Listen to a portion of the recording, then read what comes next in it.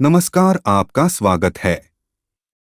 दोस्तों, गरुड़ पुराण में मनुष्य जन्म की मुक्ति के विषय में महत्वपूर्ण ज्ञान दिया है, जिसे सभी को ध्यान से सुनना चाहिए। गरुड़ ने कहा, हे दया के सागर, अज्ञान के कारण ही जीव की उत्पत्ति इस संसार में होती है। इस बात को मैंने सुन लिया। अब मैं मोक्ष के सनातन उपाय को सुनना चाहता हूँ। हे देवदेवेश, शरणागत वत्सल, सभी प्रकार के दुखों से मलिन बनाए गए इस दुस्तर असार संसार में नाना प्रकार के शरीरों में प्रविष्ट जीवों की अनंत राशियां हैं। वे इसी संसार में जन्म लेती हैं और इसी में मर जाती हैं, किंतु उनका अंत नहीं होता है। वे सदैव दुख से व्याकुल ही रहती हैं। यहाँ कहीं कोई भी सुखी नहीं है। हे मोक्षदाता स्वामिन, वे किस उपाय से मुक्त हो सकते हैं? उसको आप मुझे बताने की कृपा करें। श्री भगवान ने कहा, हे ताक्ष्य, जो तुम मुझसे पूछ रहे हो, जिसको सुनने मात्र से ही मनुष्य इस संसार के आवागमन के चक्र से मुक्त हो जाता है, उसे मैं कह रहा हूं, तुम सुनो। हे खगेश, इस जगत से परे परब्रह्म स्वरूप विकार शून्य निर्गुण और सच्चिदानंद शिव हैं। उसी के अंश ये जीव हैं।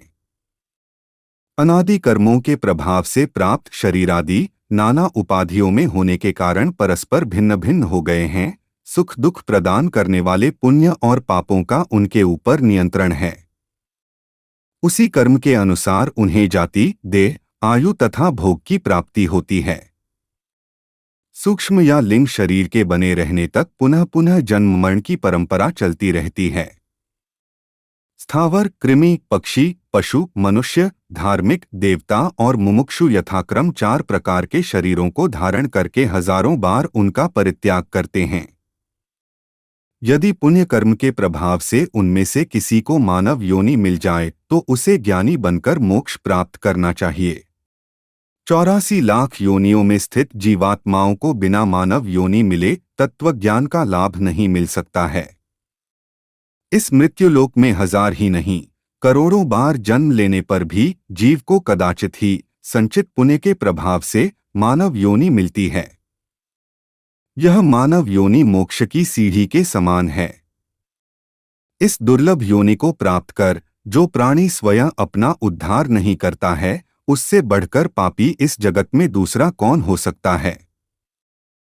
अन्य योनियों से भिन्न सुंदर सुंदर इंद्रियों वाले इस जन्म का लाभ लेकर जो मनुष्य आत्महित का ज्ञान नहीं रखता है, वह ब्रह्मघाती है। किसी का भी पुरुषार्थ शरीर के बिना संभव नहीं है। अतः शरीर रूपी धन की रक्षा करते हुए पुण्य कर्म करना चाहिए। आत्मा सभी का पात्र है, इसलिए उसकी रक्षा में मनुष्य सर्वदा संलग्न रहे। जो व्यक्ति आजीवन उस आत्मा की रक्षा में प्रयत्नशील रहता है, वह जीवित रहते हुए ही अपना कल्याण देखता है। मनुष्य को ग्राम, क्षेत्र, धन, घर, शुभाशुभ कर्म और शरीर बार बार नहीं प्राप्त होता है। विद्वान लोग सदैव शरीर की रक्षा के उपाय में लगे रहते हैं। कुष्ठादि महाभयंकर रोगों से ग्रस्त होने पर भी मनुष्य उस शरीर को छोड़ना नहीं चाहता है। शरीर की रक्षा धर्म के लिए, धर्म की रक्षा ज्ञान के लिए और ज्ञान की रक्षा ध्यान योग के लिए तथा ध्यान योग की रक्षा तत्काल मुक्ति प्राप्ति के लिए होती है। यदि आत्मा ही अहितकारी कार्यों से अपने को दूर करने में समर्थ नहीं हो सकता है, तो अन्य दूसरा कौन ऐसा हितकारी होगा जो आत्मा को सुख प्रदान करेगा।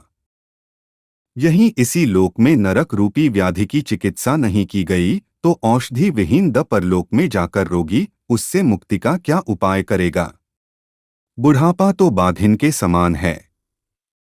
जिस प्रकार से फूटे हुए घड़े का जल धीरे धीरे बह जाता है, उसी प्रकार आयु भी क्षीण होती रहती है।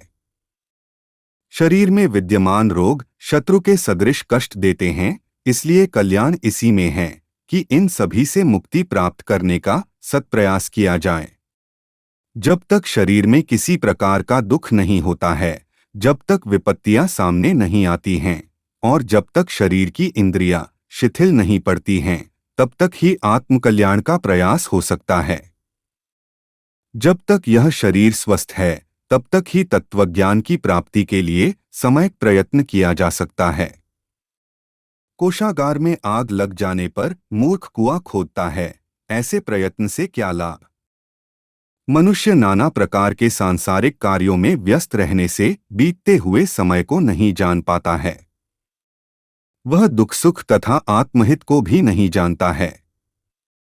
पैदा होने वालों को, रोगियों को, मरने वाले को, आपत्तिग्रस्त को और दुखी लोगों को देखकर भी मनुष्य मोहरूपी मदिरा को पीकर जन्म मरणादि दुख से युक्त संसार से नहीं डरता। संपदाएं स्वप्न के समान हैं, यौवन पुष्प के सदृश है, आयु चंचल बिजली के तुल्य नष्टप्राय है, ऐसा जानकर भी किसको धैर्य हो सकता है। 100 वर्ष का जीवन अत्यल्प है, वह भी निद्रा तथा आलस्य में आधा चला जाता है। तदनंतर बाल्यावस्था, रोग, वृद्धावस्था एवं अन्यान्य दुखों में व्यतीत हो गया और जो थोड़ा बचा वह भी निष्फल हो जाता है।